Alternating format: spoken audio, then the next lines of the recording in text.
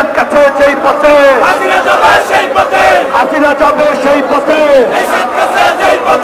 আইয়ুব গেছে যেই পথে হাসিনা যাবে সেই পথে এই দুর্নীতি আর কোন কোন আমরা জানি আপনারা এই দেশে কোন রাষ্ট্র ব্যবস্থা টিকিয়ে রাখেন নাই। আপনারা টিকিয়ে রেখেছেন একটা মাফিয়া রাষ্ট্র ব্যবস্থা, একটা মাফিয়া স্টেট, যেখানে আপনারা প্রত্যেককে বন্দোবস্ত দিচ্ছেন। যেমনি ভাবে ব্রিটিশরা চিরস্থায়ী বন্দোবস্তের মাধ্যমে খাজনা আদায় করত, ঠিক তেমনি ভাবে আপনারা প্রত্যেকটা সেক্টরে এমনি ভাবে চিরস্থায়ী বন্দোবস্তের মাধ্যমে মোদীকে দিয়েছেন কক্সবাজারে ইয়াবার ব্যবসার ডিলার, তাকে দিয়েছেন ইয়াবা ব্যবসার সিন্ডিকেট করার দায়িত্ব। তেমনি ভাবে আপনারা এই সালামের নেতৃত্বে এই খাতুনগঞ্জের ভদ্রপণ্য আমদানি ব্যবসায়ীদেরকে আপনারা একটি সিন্ডিকেট করে দিয়েছেন, ওদের কাছ থেকে যেন সরাসরি আপনারা পয়সা নিতে পারেন। ঠিক তেমনি ভাবে আপনারা সিন্ডিকেট করে দিয়েছেন এই প্রশাসনের, এই পেন্টিনের নেতৃত্বে এই পুলিশ প্রশাসনের ভাইদেরকে, যা আমরা নিম্ন স্তরের আমরা ভাইদেরকে আমরা দোষারোপ করছি না, কতিপয় উচ্চতর কর্মকর্তারা যারা দুর্নীতি করে হাজার হাজার কোটি টাকা বিদেশে পাচার করেছে, সেই সমস্ত ভাইয়েরা তারা এই পেন্টিনের নেতৃত্বে সিন্ডিকেট করেছে। এই সিন্ডিকেট করেছে আজিজ, জেনারেল আজিজের নেতৃত্বে। জেনারেল আজিজ জাতিসংঘ থেকে, আমেরিকা থেকে বলা হয়েছে তিনি দুর্নীতির সাথে জড়িত। আমেরিকা জানে দুর্নীতির সাথে জড়িত, আর আমরা জানি না। এই পেন্টি, এই আজিজ, এই ভারত, এই সালমানের রহমান, এই জোগাস কামাল, এই নিজাম হাজারি, এই মাসুদ উদ্দিন চৌধুরী, আমরা তাদের কাছে হার মানবো না, তাদের সিন্ডিকেটের কাছে হার মানবো না। এই যে মাসুদ উদ্দিন চৌধুরী, সে আমার কুখ্যাত লোক।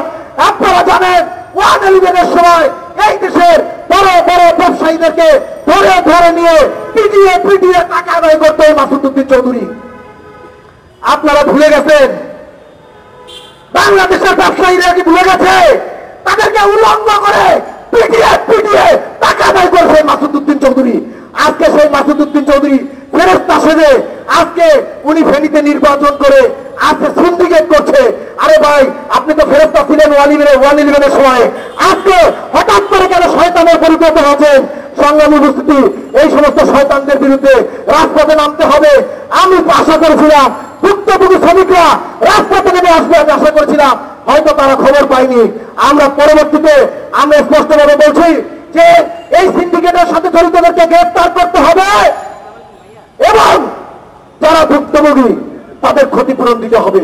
2022 সালে যখন এই শ্রমবাজার উন্মুক্ত করা হলো মালয়েশিয়া, তখন অনেকগুলো দেশে লোক পাঠানোর জন্য, অনেকগুলো দেশ থেকে লোক নেওয়ার জন্য মালয়েশিয়া সরকার চুক্তিবদ্ধ হলো। মালয়েশিয়ার ফরেন ওয়ার্কার্স সেন্ট্রাল সিস্টেম, সেই প্রতিষ্ঠান বা সফটওয়্যারের সেই প্রতিষ্ঠানের মাধ্যমে সেখানে নিবন্ধিত হয়ে লোক নেওয়ার জন্য বিভিন্ন সংস্থা, বিভিন্ন দেশের বিভিন্ন সংস্থা যখন চুক্তিবদ্ধ হলো, তখন বাংলাদেশকে শর্ত দেওয়া হলো যে তাদের পছন্দসই এজেন্সিগুলোকে শুধুমাত্র তারা লিস্ট করবে, তালিকায় রাখবে, অন্যদেরকে তারা রাখবে না। কিন্তু পৃথিবীর অন্য কোন দেশ এই শর্ত মানে নাই। শুধুমাত্র বাংলাদেশ, এই অপদার্থ সরকার মালয়েশিয়ার এই শর্ত মেনে নিয়েছে।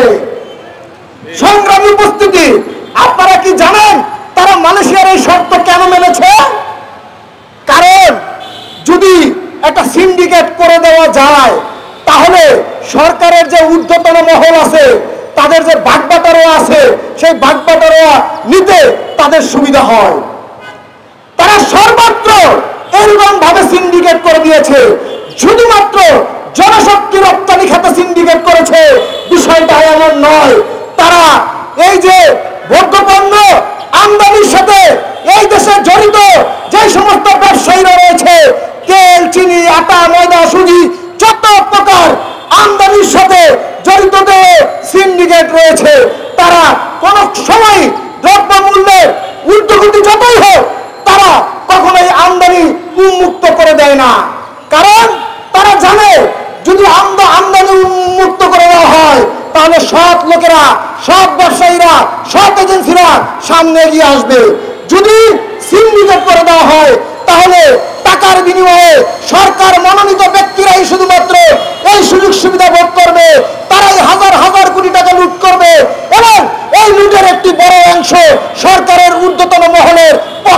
যাবে।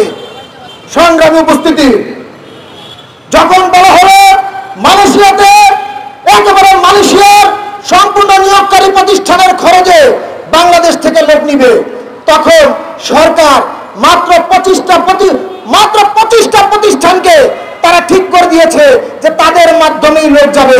এই 25টা প্রতিষ্ঠানের সাথে সরকার চুক্তিবদ্ধ হয়েছে 78,900 ক্রমে 100 প্রতিষ্ঠানে রূপান্তর হয়েছে এবং এই 100 প্রতিষ্ঠানে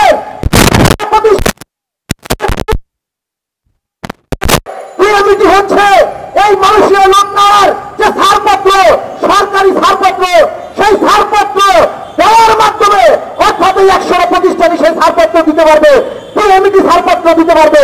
সেই পিএমইটির জন্য শুধুমাত্র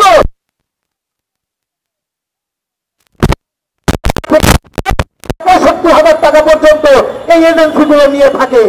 আপনারা চিন্তা করেন, যেখানে সরকারি মূল্য বা নির্ধারিত খরচ ছিল 78,900 টাকা, সেখানে শুধুমাত্র পিএমইটি করার জন্যই নেওয়া হয়েছে 1,52,000 টাকা থেকে 1,65,000 টাকা। এবং সেই এজেন্সিগুলোর মাধ্যমে অন্যান্য যে আরো 2800 এজেন্সি রয়েছে, আরো 2,800 এজেন্সি রয়েছে, সেই এজেন্সিগুলো মালয়েশিয়াতে লোক পাঠিয়েছে। এই 100 এজেন্সির মাধ্যমে 1,52,000 টাকা থেকে 1,65,000 টাকা এই পিএমইটি করতে দিয়েছে। সংগ্রামী উপস্থিতি, এই সমস্ত এজেন্সিগুলো তৃণমূলে খেটে খাওয়া কৃষক, শ্রমিক, রিক্সা চালক, সমস্ত খেটে খাওয়া মানুষের কাছ থেকে তাদের ভিটামাটি বিক্রি করা পয়সা, তাদের অটো রিক্সা বিক্রি করা পয়সা, তাদের বউয়ের গয়না বিক্রি করা পয়সা, তাদের চড়া সুদে টাকা আনার পয়সা, তারা এই একটি গবেষণায় দেখা গেছে এক একজন ব্যক্তির কাছে তারা 5,44,000 টাকা করে দিয়েছে। 5,44,000 টাকা করে দিয়ে এই সমস্ত এজেন্সির মাধ্যমে তারা বিদেশে লোক পাঠিয়েছে। এই 5,44,000 টাকা তারা নিয়েছে, এরকম তারা 4,76,000 লোককে ইতিমধ্যে মালয়েশিয়া পাঠিয়েছে। অর্থাৎ টাকার অঙ্ক 24,000 কোটি টাকা। আমরা জানতে চাই, আপনারা কেন এই সিন্ডিকেটে সাই দিয়েছেন? সরকারকে বলবো, এই প্রবাসী মন্ত্রীকে বলবো, আপনারা বিশ্বের অন্য কোন দেশ যখন এই সিন্ডিকেটে সাই দেয় নাই, আপনারা কেন সিন্ডিকেটে রাজি হয়েছেন? কত টাকা খেয়েছেন? এই সিন্ডিকেট এজেন্সিগুলোর কাছ থেকে জবাব আপনাদের দিতে হবে। যদি না হয় আমরা এই বৈদেশিক কর্মসংস্থান মন্ত্রণালয় ঘেরাও করবো। আমরা কোন চোর, কোন বাটপার, কোন গুন্ডা, কোন বদমাইশকে সহ্য করবো না। সবাইকে ঐক্যবদ্ধ হয়ে রাজপথে নামার আহ্বান জানিয়ে বক্তব্য শেষ করছি। আসসালামু আলাইকুম রহমতুল্লাহ।